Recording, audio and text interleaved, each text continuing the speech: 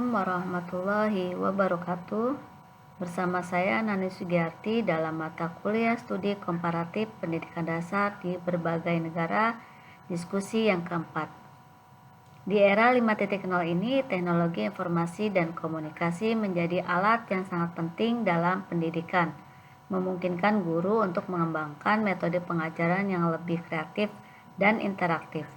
Dan memanfaatkan TK, guru dapat meningkatkan keterampilan digital siswa, mendorong kreativitas, dan memberikan akses ke sumber belajar yang luas. Menurut Undang-Undang Republik Indonesia Nomor 14 Tahun 2005 tentang guru dan dosen diwajibkan untuk menguasai teknologi informasi dan komunikasi. Sebagai bagian dari kompetensi profesional mereka, kompetensi profesional ini mencakup kemampuan untuk menggunakan TK dalam proses pembelajaran yang tujuannya untuk meningkatkan kualitas pendidikan dan mempersiapkan siswa menghadapi tantangan di era digital. Fungsi teknologi dalam pendidikan menurut Bridgeworth dan Van Ruwijk tahun 2010 ada dua, yaitu sebagai alat bantu untuk menghitung dan menyelesaikan masalah. Yang kedua adalah alat belajar untuk pengembangan pemahaman konsep sebuah materi. Yang kedua adalah pengembangan keterampilan bagaimana guru dan siswa itu bisa menggunakan teknologi informasi. Untuk memastikan integrasi TK yang efektif dalam pembelajaran sangat diperlukan. Tentu saja saya sebagai guru harus memahami tujuan pembelajaran dengan jelas, mengaplikasikan teknologi yang sesuai dengan materi yang diajarkan, kesiapan dalam mendukung pembelajaran seperti siswa, guru, infrastruktur, sarana dan prasarana, adanya refleksi dari pembelajaran untuk perbaikan selanjutnya. Adapun langkah-langkah konkret yang sudah saya terapkan dalam memanfaatkan teknologi, diantaranya saya mengikuti pelatihan dan pengembangan profesional. Pada tahun 2020 saya mengikuti pelatihan GPIP atau yang disebut dengan Guru Penggerak Inovasi Pembelajaran yang diselenggarakan oleh FKIP Universitas Terbuka. Kemudian pada tahap 2 saya menjadi trainer untuk mendiseminasi 21 mahasiswa yang sekaligus guru, di mana memanfaatkan Microsoft Teams dalam pembelajaran dan dibimbing oleh dua dosen FKIP UT, yaitu Dr. Randa Andayani MED dan Dr. Andes AA Ketut Budiastra MED. Kemudian pada tahun 2021 saya sebagai instruktur dalam program pengabdian masyarakat yang diselenggarakan oleh FKIP UT dengan Dinas Pendidikan Tangerang Selatan, di mana saya mendiseminasi 21 guru-guru yang ada di Tangerang Selatan. Kemudian pada kurikulum Merdeka adanya pelatihan bagaimana cara menurunkan CP ke TP. Kemudian langkah konkret yang selanjutnya adalah penggunaan alat pembelajaran digital, di mana saya memanfaatkan video atau PowerPoint, media pembelajaran, memberikan materi dan konsep sehingga pembelajaran menjadi interaktif dan tidak monoton.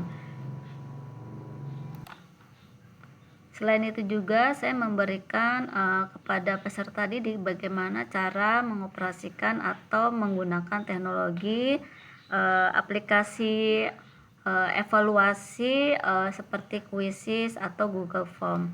Dan di samping itu juga memanfaatkan WhatsApp Group untuk mengkomunikasikan tugas-tugas kepada orang tua untuk disampaikan kepada siswa berupa langkah-langkah yang harus dikerjakan di rumah berikut dengan video pembelajarannya.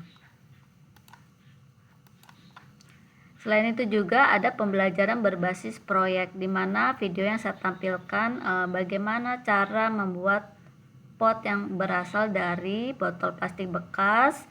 Setelah anak-anak menonton, kemudian dipraktekkan bagaimana cara mereka membuatnya. Ini adalah hasilnya. Selain itu juga adanya kelas virtual dan pembelajaran jarak jauh. Ini saya sudah lakukan ketika pandemi COVID-19, di mana saya menggunakan Google Classroom sebagai medianya. Di Google Classroom ini sudah memanfaatkan bagaimana kita berkomunikasi Kemudian mengirimkan materi video pembelajaran, kemudian juga ada tugas-tugas yang harus dikerjakan berikut dengan penilaian yang real time. Selain itu juga saya memberikan video pembelajaran untuk pengayaan yang bisa diakses di rumah kapan saja dan di mana saja, berupa YouTube pembelajaran yang dibuat oleh saya sendiri maupun video pembelajaran lainnya. Kemudian langkah konkret yang terakhir adalah evaluasi dan umpan balik digital, di mana untuk evaluasi secara digital saya menggunakan Word Wall, kemudian Google Form dan Quizzes agar anak-anak bisa mengerjakan dan mendapatkan nilai secara real time. Adapun dampak penggunaan teknologi bagi lingkungan dasar, yaitu diantaranya akses informasi yang lebih luas, di mana guru dan siswa dapat mengakses informasi dan pengetahuan yang lebih luas dan tidak terbatas. Kemudian pembelajaran yang interaktif dengan teknologi bisa menyampaikan berupa video atau PowerPoint sehingga pembelajaran lebih interaktif. Kemudian juga ada pembelajaran mandiri, di mana dengan teknologi ini anak-anak bisa mengakses di mana saja dan kapan saja. Efisiensi pengelolaan pembelajaran dengan teknologi, kita dapat memberikan materi berupa video atau PowerPoint dan evaluasi digital agar lebih efisiensi. Kemudian juga dengan teknologi kita bisa personalisasi pembelajaran, di mana pembelajarannya bisa diakses sesuai dengan gaya belajar siswa masing-masing. Adapun tantangan teknologi bagi lingkungan dasar, diantaranya keterbatasan infrastruktur, bahwa setiap sekolah itu mempunyai akses yang berbeda dan infrastrukturnya. Kemudian juga ada literasi digital, di mana guru dan siswa berbeda dalam kemampuannya, bahkan mungkin membutuhkan pelatihan. Kemudian juga biaya implementasi dalam menerapkan infrastruktur teknologi diperlukan biaya yang cukup besar. Keamanan data dan privasi bagi siswa itu sangat diperlukan, apalagi ini menjadi isu penting di dalam era 5.0. Kesenjangan digital, bahwa setiap infrastruktur atau internet yang saat ini ada pasti berbeda baik di perkotaan maupun pedesaan.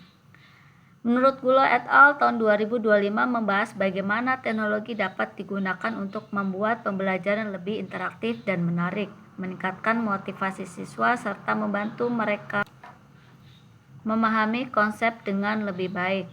Namun artikel ini juga menyoroti tantangan seperti keterbatasan infrastruktur dan literasi digital yang perlu diatasi untuk memaksimalkan manfaat teknologi dalam pendidikan.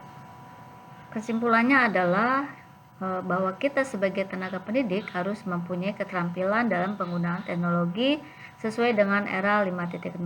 Dengan adanya kreativitas guru, maka akan berdampak pula pada kreativitas siswa.